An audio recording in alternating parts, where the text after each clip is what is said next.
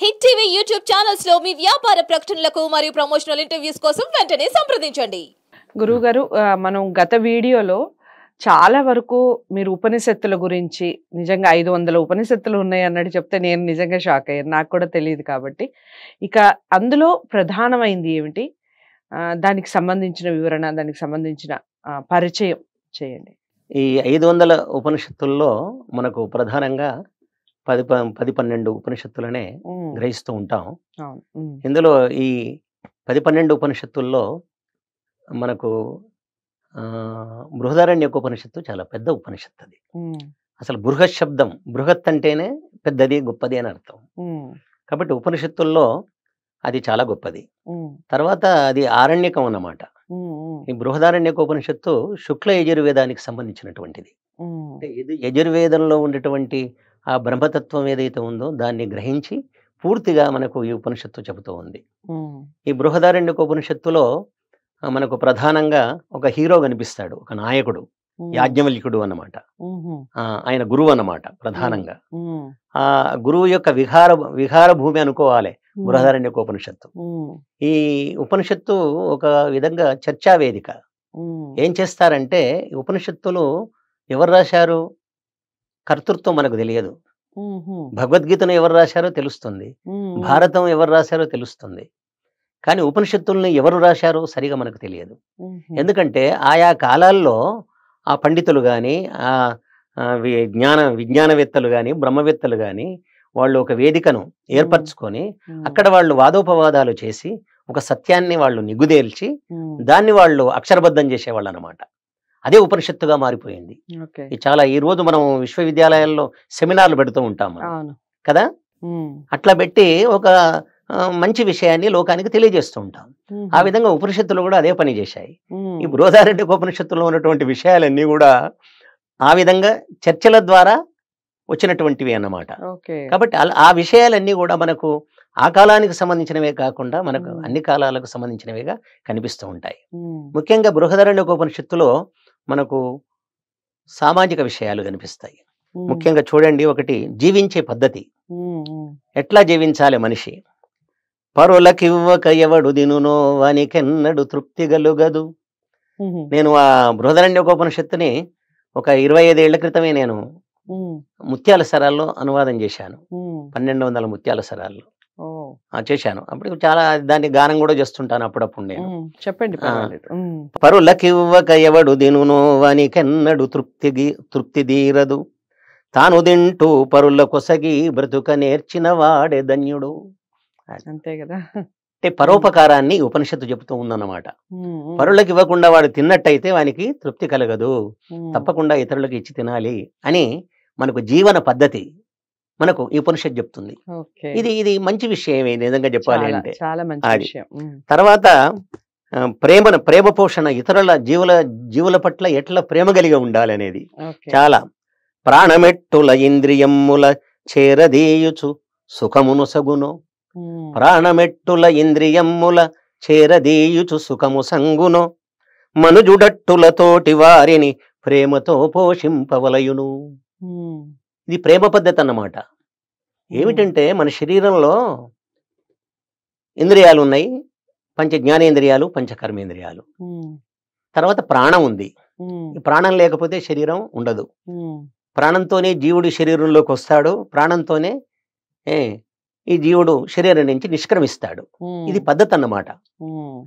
అందుకే వాడికి ప్రాణం చచ్చిపోయినప్పుడు ప్రాణం ఉందో లేదో చూడండి అని అడుగుతూ ఉంటారు వాళ్ళు. కొన ప్రాణం ఉన్నా వాడిని బ్రతికించడానికి అవకాశం ఉంటుంది. ఇది లెక్క అన్నమాట. అయితే ఇక్కడ ఈ శరీరంలో ప్రాణాన్ని ఈ ఉపనిషత్తు భర్త అంటుంది, ఇంద్రియాలను భార్యలు అంటుంది. భర్త ఏ విధంగా భార్యలను పోషిస్తాడో అదే విధంగా ప్రాణము ఈ శరీరంలో ఇంద్రియాలను పోషిస్తుంది. ఎంత బాగా చెప్పారండి. కాబట్టి ప్రాణం ఏ విధంగా ఈ శరీరంలో ఇంద్రియాలను పోషిస్తుందో అదే విధంగా ప్రపంచంలో, సమాజంలో ధనవంతులైనటువంటి వాళ్ళు పేదలను పోషించాలి, పేదలకు ఉపయోగపడాలి, వాళ్ళ అవసరాలను కూడా తీర్చుకోవాలి, వాళ్ళని కూడా దృష్టిలో పెట్టుకోవాలి. అది ప్రాణానికి ఇంద్రియాల మీద ఎంత ప్రేమ ఉందో అంత ప్రేమ ధనవంతులకు కూడా ఉండాలి అని ఇక్కడ ఉపనిషత్తు చెప్తోంది. ఇది ప్రేమకు సంబంధించినటువంటి అంశం అన్నమాట. తర్వాత ఇంకొకటి విజయ సిద్ధి అన్నమాట.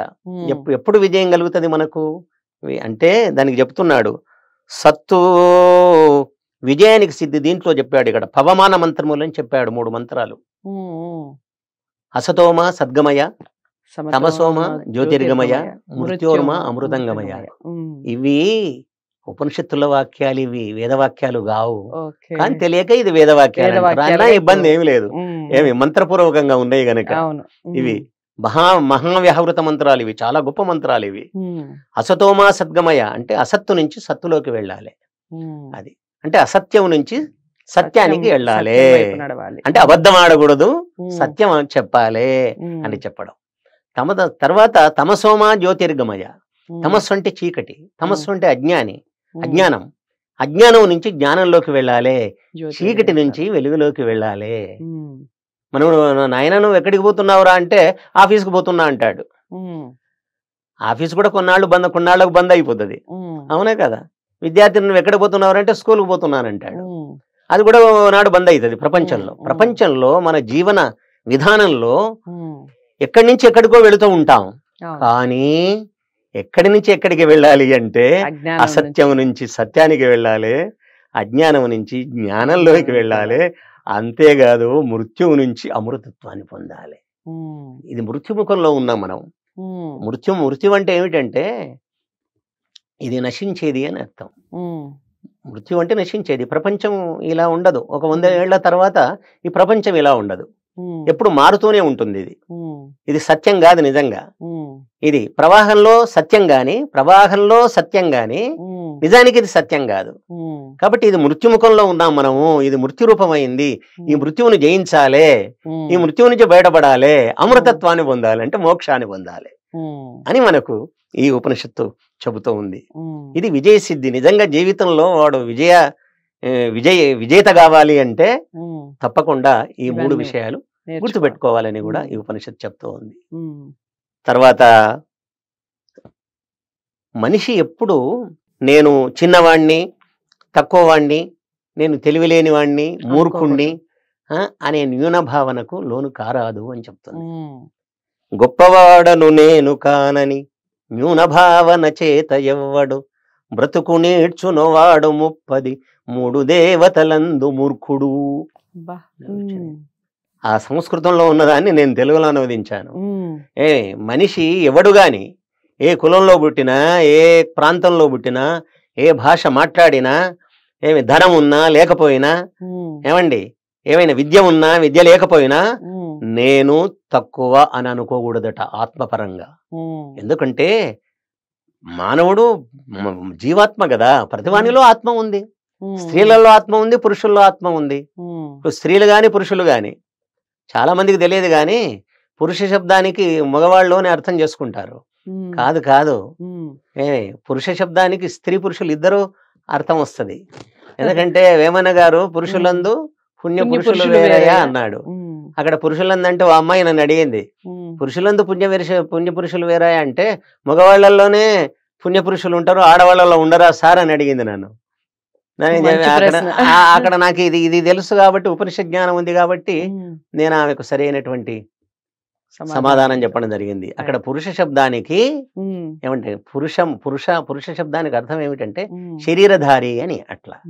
కాబట్టి శరీరధారులైనటువంటి మానవుల్లో పుణ్యం చేసుకునే మానవులు, పుణ్యవంతులైన మానవులు వేరుగా ఉంటారు అని చెప్పడం జరిగింది.